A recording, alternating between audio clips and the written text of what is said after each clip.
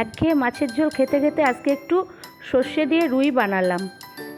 আমি কিভাবে বানালাম সেটি একটু আপনারা দেখবেন। আমি রুই মাছ নিলাম, এরপরে আমি নিলাম লঙ্কার গুঁড়ো এবং সর্ষে, নুন, কাঁচা পাকা লঙ্কা, দুরকম সর্ষে, কালো আর সাদা দুরকম সর্ষে নিলাম, হলুদ নিলাম। এই নিয়ে আমি আজকে খুব অল্প জিনিসে এই মাছটা রান্না করব। অনেকে অনেক রকম করে করেন, কিন্তু আমি কিভাবে করছি সেইভাবে দেখুন। প্রথমে কড়াই বসালাম, তারপর গ্যাসটাকে জ্বেলে দিলাম, তারপরে কড়াইটা গরম হতে থাকবে।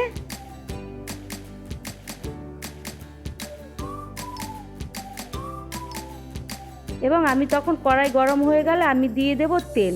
আমি সাদা তেলেই রান্না করি, খুব অল্প দিন আমি সর্ষের তেল দেই।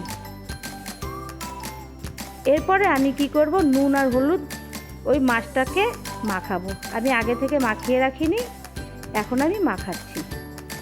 আর এরপরে কেন আমি এখন মাখাচ্ছি, আর আমি রান্না করলে দেখবেন আমি একটু কড়াইতে মাছ ভাজতে গেলে নুন কিংবা একটু হলুদের গুঁড়ো দিয়ে থাকি।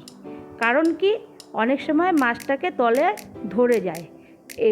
আমি যদি এইটা দিয়ে দিই তাহলে মাছটা উল্টোতে পাল্টাতে সহজ হবে। এরপর আমি একে একে সব মাছগুলো দিয়ে দিলাম। এরপরে আমি কি করব, সর্ষে কালো এবং সাদা দুরকম সর্ষে দিয়ে আমি মাছটা করব, তাই আমি একটা মিক্সির মধ্যে ওটাকে নিয়ে নিলাম। আর নিয়ে নিলাম 2-3টে কাঁচা লঙ্কা, এবং আমি নিয়ে একটু নুন দিয়ে দিলাম, নাহলে তিতো হবে না। এবার আমি ওটাকে পেস্ট করব। এদিকে মাছগুলো হলো কি না আমি তাই দেখতে থাকবো। আর আরেকটা উপকরণ আমি নিয়েছিলাম বন্ধুরা, সেটা হলো ধনেপাতা। আমি দেখাতে ভুলে গেছিলাম।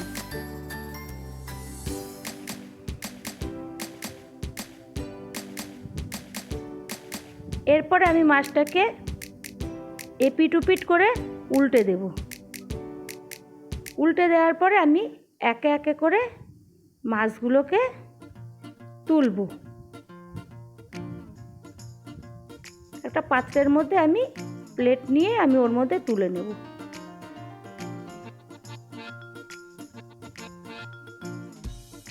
ভালো লাগলে প্রথম থেকে লাস্ট পর্যন্ত দেখবেন। এরপরে মাছগুলো আমি তুলে নিলাম।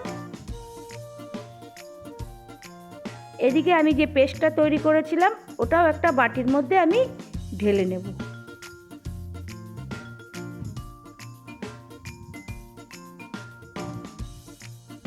এরপর মাছটা ভাজা হয়ে গেল।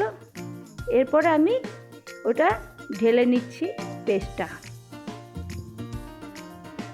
এরপর কড়াইয়ের মধ্যে আমি দিয়ে দেব লঙ্কার গুঁড়ো, একটু নুন দিয়ে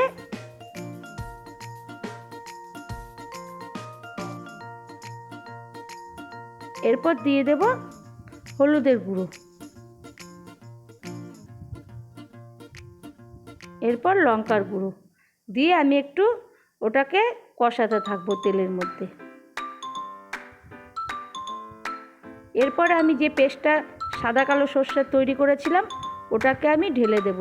ঢেলে আমি কষাবো ওই মশলার সঙ্গে সর্ষেটাকে ভালো করে। এটা যেহেতু কোনো সবজি দিচ্ছি না, সেই কারণে বেশি একটা সময় লাগবে না রান্না করতে। এবার এটা ফুটতে থাকবে। এরপর আমি ওই যে পাকা লঙ্কাগুলো ছিল ওগুলো দিয়ে দিলাম। বললামই তো আমি ধনেপাতাটা আগে দেখাইনি।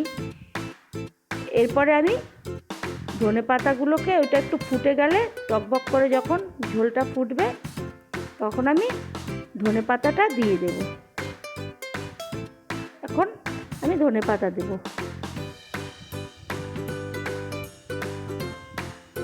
বং কিচেন উইথ বনানী চ্যানেলে সবাইকে জানাই স্বাগত। এই রেসিপিটি ভালো লাগলে আপনারা সবাই একবার বাড়িতে বানিয়ে দেখবেন। এরপরে মাছগুলোকে আমি ভাজা মাছগুলোকে ওই ঝোলের মধ্যে আমি দিয়ে দিলাম। এরপরে মাছটা আর একটু ফুটাতে দেব, কিন্তু আমি আজকে ঢাকা চাপা দেব না, কারণ কোনো অন্য সবজি নেই।